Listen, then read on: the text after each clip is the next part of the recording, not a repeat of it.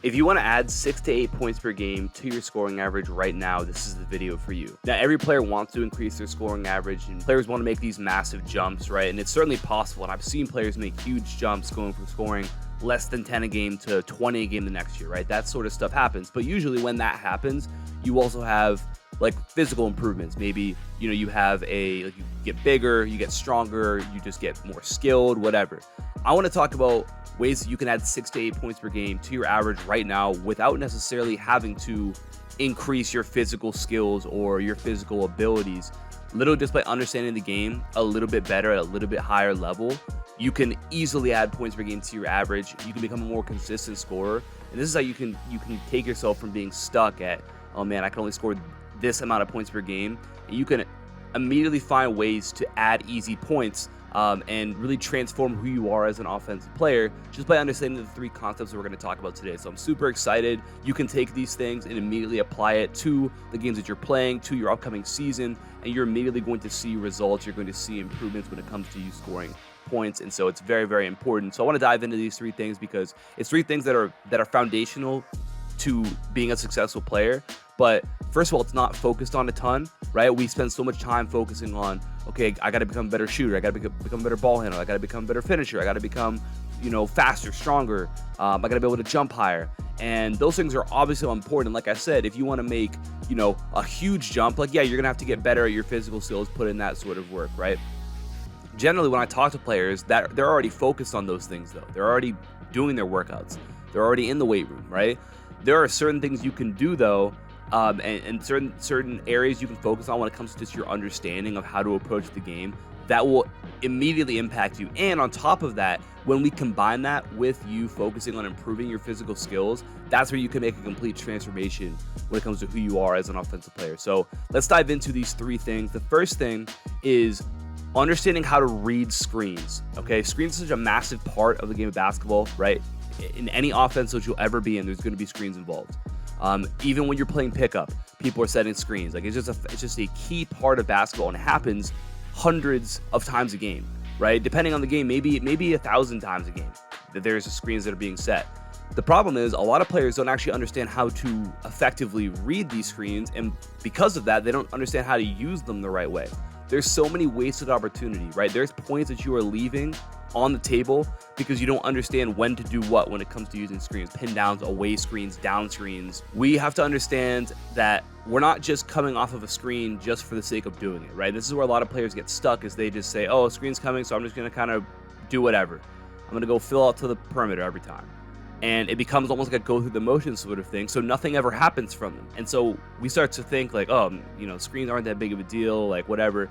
When you really understand how to use screens, how to read them, and then effectively make a decision on how you're going to use it, you're going to score easy points. You're going to find easy ways to score, both for yourself and you're going to create for your teammates as well. Okay, so this is such a crucial thing to understand because it will immediately apply to any team, any offense you play in. So running through it quickly, the most important things to understand when it comes to how to read screens is just understanding how your primary defender guards you when you use a pin down. Okay, so really at its base, we're thinking about 2 things. Number 1, if they are chasing you over the screen, meaning they're trailing you, they're on your back, we want to tight curl to the basket. We want to go around that screen, tight curl it, get to the basket because we're going to have them trailing us. Meaning, theoretically, we're going to have an advantage. We're going to be in front of them, and we can catch a pass and be able to get to the rim for a layup. Okay, so we want to understand that if I'm being trailed, I'm tight curling to the basket. And then on the flip side of that, if they don't trail you and instead they go under the screen and try and beat you through the screen, they shoot the gap, then we want to flare out to the wing, out to the perimeter. What this is going to do is they might get caught, and we might get out to the perimeter, we might have an open 3, or we're going to get ourselves out to the perimeter, and then they're going to be frantically closing out to us, and we're going to have a closeout to attack, which we'll talk about a little bit later. Okay, so those are the 2 most foundational reads when it comes to using pin downs, away screens, down screens, whatever you want to call them.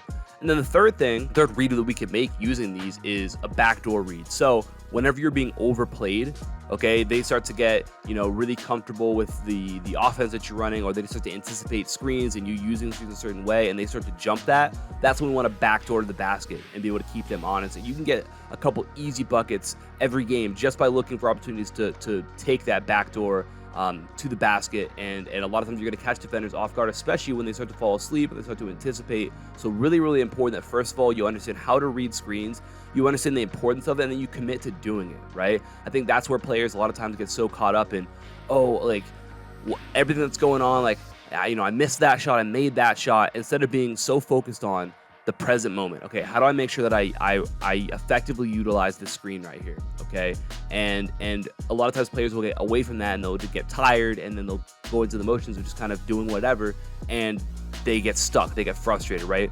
So you want to separate yourself, right? Don't be that player. Be the player who's going to consistently be purposeful with using screens, and you're going to find that you're going to start to score easy points every single game just by doing that. Okay, and that takes no improvement physically. It literally is just, hey, am I disciplined enough to continuously read this here? Number 2 is recognizing the best opportunities to cut to the basket, okay? This is such a huge thing as well. Players get so stagnant sometimes on the perimeter, just kind of waiting and watching the ball, not recognizing that there are great opportunities to cut and potentially score easy points just by doing that. One of the best situations for this is what's called a 45 cut. So a 45 cut is going to happen whenever you might have 2 different situations. You might have a teammate who drives from the opposite side, and you're going to be on the wing. So maybe you're on the left wing and they're on the right side of the floor. They drive on the right side of the floor, and that attracts defensive attention. Your defender is in help, and they might start to focus on that. So by you just making this 45 cut, which is essentially just a cut from the wing to the basket, a lot of times you're going to be wide open, right? And this is something that I recognize all the time, like even when I'm playing. The amount of times where I'll be open on a 45 cut just by going, right? It seems so easy and so simple, but it's a lot of times there. Very easy way to get a couple free buckets every single game just by recognizing when you can do that, okay? And I kind of already mentioned it, but recognizing opportunities for backdoor cuts. Okay, there's so many times where your defender falls asleep and feels a ball watch.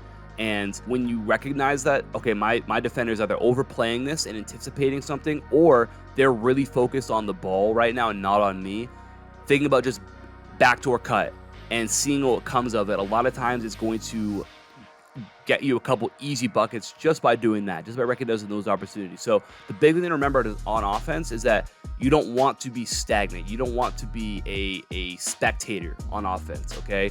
You've got to constantly be hunting opportunities to cut to the basket and recognize, okay, what is my defender doing? What are they watching right now? And am I able to use that to my advantage right there? So that's the second thing, is recognizing the best opportunities to cut to the basket. And then the third thing, and the area that I think is so crucial for consistent offensive success, is recognizing when the defense is at its most vulnerable. So being great on offense, being consistent on offense, is all about creating advantages and then taking advantage of that. Okay, so we want to be able to create advantages, and we do that by attacking vulnerable parts of the defense. So for example, if they switch the ball screen and now they have a slow big guarding a quick guard, well, that's an advantage that we want to attack. That's a vulnerable spot, so we want to take advantage of that. We're always doing that on offense, trying to find the best situation when the defense is going to be at its most vulnerable. And one of the situations where this is always apparent, and this is always a thing, is in what's called 0.5 situations, okay? All that means is in the first half second that you catch the ball, that is when that is the best time to do something with the basketball, because the defense is rotating, their momentum is coming towards you to close out. And so that's the hardest thing to do on defense, is to successfully close out over and over and over again, because everything's working against you. You're going away from the basket. You don't know what the offense is going to do. You have to take away not just the drive, but also the shot as well, right? So we have to start to recognize those things too. And so we want to try and understand and look for opportunities to attack and make decisions within half a second of catching the basketball. So all that is going to mean is that when you catch the ball, you are either going to shoot, drive, or pass it right away. The one thing you can't do is hold it. Now, obviously, this is different if you're supposed to be running a play or if you are letting an action develop, right? So if your teammate passes you the ball and they're going to set a pin down, well, like we just talked about, hopefully our teammate's going to read that pin down. And if they do read it well, they might be wide open, but you might have to wait for a second or 2 seconds before that action develops, right? What I'm talking about is like your teammate drives to the basket, kicks the ball out to you, and now we're not waiting for an action, we're just playing. And we're thinking to ourselves, okay, I have half a second to shoot it, drive it, or make another pass.